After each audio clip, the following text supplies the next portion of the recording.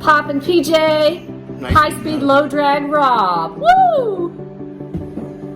So I bought this old trunk. We're not sure if it's a military trunk.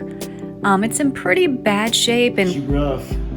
kind of in worse shape than what I thought when I purchased it. So thank goodness I didn't spend that much on it. The top and the front and back are not so bad. The sides are messed up and the bottom was really messed up. And you'll see how we have to reinforce the bottom of this trunk. But nonetheless, it was a cool piece. I am glad I got it. Most people would throw it away, but I had vision. And with the help of high-speed, low-drag Rob and myself here, Poppin PJ, we are going to transform this into a beautiful coffee table. We had already pulled up some of the rotted wood on the bottom before this videoing. So Rob is pulling up the rest of the rotted wood on the bottom of the trunk because we are going to replace it with some extra boards that he had lying around. This trunk also had some very unusual nails that have a curve to it, and we are wondering what those nails are called and what did they use them for. Apparently on trunks, we know. There is some kind of letters and numbers on the trunk here, as you can see on that rotted wood. Again, at the time that we purchased this trunk, we didn't take a good close look at the bottom, at the wood, because I probably would not have purchased it, but nonetheless, I have it, and Rob is so handy, and we're going to make this work. As you can see, he is prying off this piece of rotted wood here that's under this metal plate.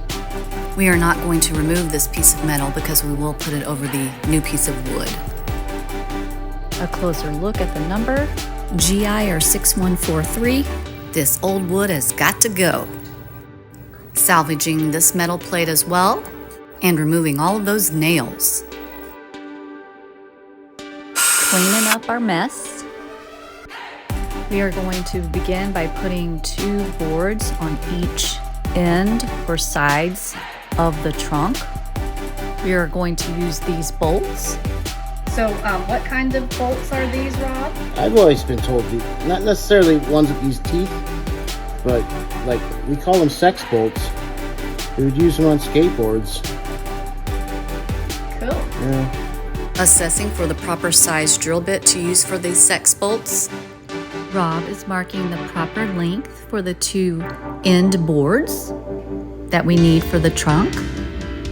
Using the square to make straight lines. Using the square to make the lines for the proper length for the horizontal boards that will be going on the bottom of the trunk between the 2 vertical boards that we just cut. One side of this trunk is looking pretty rough. I am now cutting the larger boards with the circular saw. We are now checking out the placement of the recently cut boards. It looks all right. Getting the drill ready for high speed to do his thing. Drilling a hole through the board and the trunk, 2 holes for each side. Now placing the other part of the bolt through the inside of the trunk. Using the drill to set it in place. Since the bolts are very close to the edge there, Rob decided to use a manual screwdriver to tighten the bolts. He is now drilling holes in the other end piece on the other end of the trunk. Unscrewing the bolt to put one end through the piece of wood here, and then we will put the other end after we hammer this piece through the best we can from the inside. First bolt in on this side.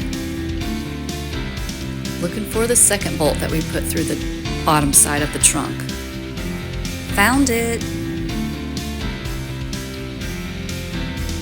Checking out where we want to place the horizontal boards. Drilling holes through the boards and the trunk. Placing in the sex bolts. A little tap, tap, tap to get them flush to the board and through to the other side. Screwing in the bolts. Rob is also using the manual screwdriver versus using the drill to screw in the bolts because the board on the inside of the trunk is very thin and he didn't want to blow through it. So he also has the washer that he added to spread out the load. High-speed load drag, you did a pretty fine job. Before, much, much better. Now to put on some cool hairpin legs. Just checking out the best place we feel they should go. Now to drill the screws in. Easy breezy drilling time. Just hammering the metal piece where it's going to go over the hairpin leg. Did you get that? These hairpin legs are cool looking and inexpensive. Wave, Rob. Say peace, do peace, good posture. Outside, Let's take a look at that face again. outside wall. I would say that is high-speed drilling. Sounds like a woodpecker on my home.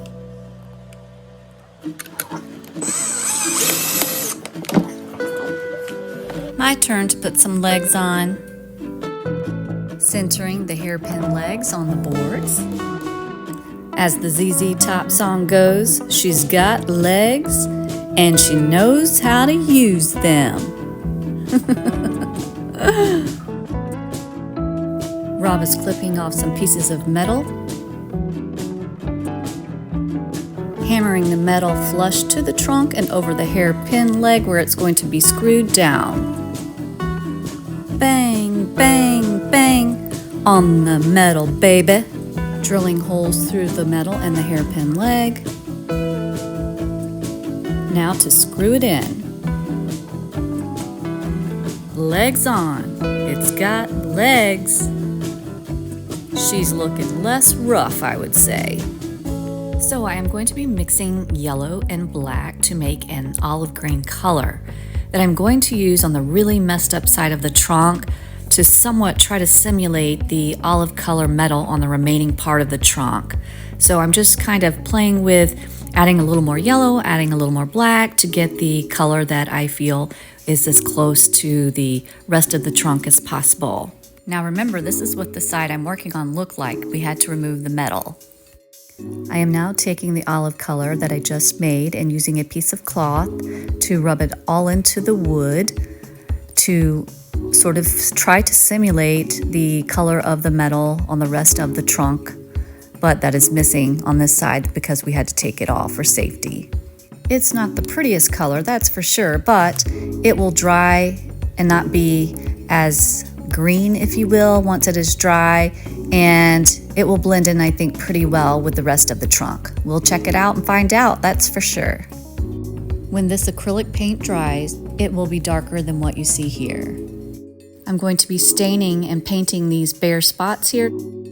As you can see, a piece of the rusty metal is missing, so I'm going to actually stain the trunk in that area to look like the rusty metal is still there. So we're going to see how that turns out. I have started with the black stain in the areas where there is no metal on the wood so that it will look like the rest of the patinaed rusty metal.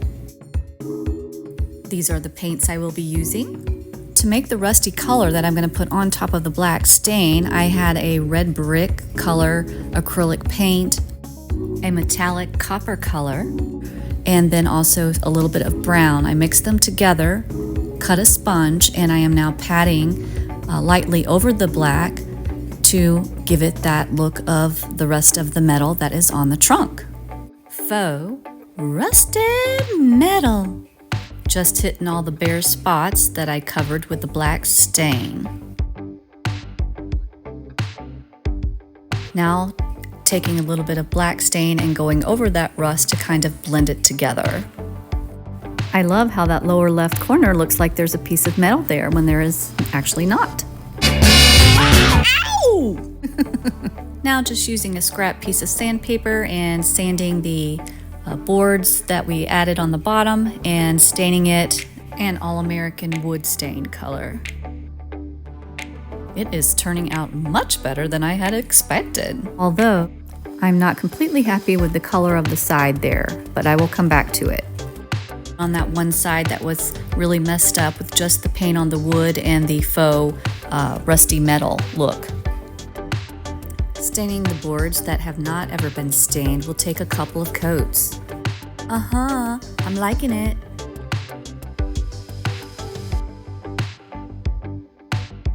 Wiping off any stain that I accidentally get on the metal that's just above the wood. There are some paint splatters here and there on the top of the trunk that I can just easily scrape off with my finger or a toothpick, just getting those little specks off. If the paint's on the wood, I can just sand it off with a little piece of sandpaper and then just stain over it. I'm just staining over all the pieces of wood just to brighten it up and give it its life back, if you will. Staining around the hardware, putting a good coat of stain on each piece of wood. I have to say, it's looking better and better.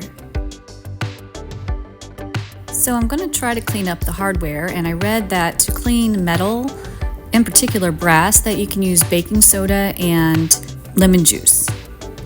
So equal parts baking soda and lemon juice you put into a small container of some sort, and I'm going to use a toothbrush to apply it to the metal hardware, so I'm going to use the toothbrush to also stir and mix it up. Watch it foam up as I put the lemon juice on the baking soda. Now just mixing it up really good to form a paste that I will be cleaning the hardware with, and adding a little more baking soda to get it a little thicker. Now just applying the paste with the toothbrush all over the hardware. The metal is pretty rusty on this trunk, all of the hardware, but I'm just going to try to use this cleaning technique to brighten it up the best we can, but there will still be quite a bit of rust remaining. Now to clean off the paste. As I'm cleaning off the paste, I'm a little upset with myself because I let some of the paste get on the other part of the metal and it did discolor it, but it is what it is. It's far from a perfect piece, but I want to make it as perfect of an imperfect piece as I possibly can, and that's why I'm back to this side, adding an All-American stain over my olive green paint color to give it more of that brownish olive tinge that the color of the rest of the metal on the trunk is, and I think I'm gonna like this much better. What a difference on the bottom. This to this. Let's see it staged now. 1, 2, 3. This military trunk is now a gorgeous piece. It's Poppin'. Trashed trunk to a historical and functional and beautiful looking piece. What stories I'm sure these trunks could tell. The metal was okay on this side, and I just kept the torn handle, and I think I nailed the color on the side with no metal. Now let's take a look inside. I haven't showed you that yet. It was pretty nice and clean, and a removable drawer here. It looks really clean. I kept the same original paper in there. Closing it back up. I think High Speed Low Drag Rob and I nailed the trash trunk challenge. If you enjoyed this video, please like, subscribe, and share.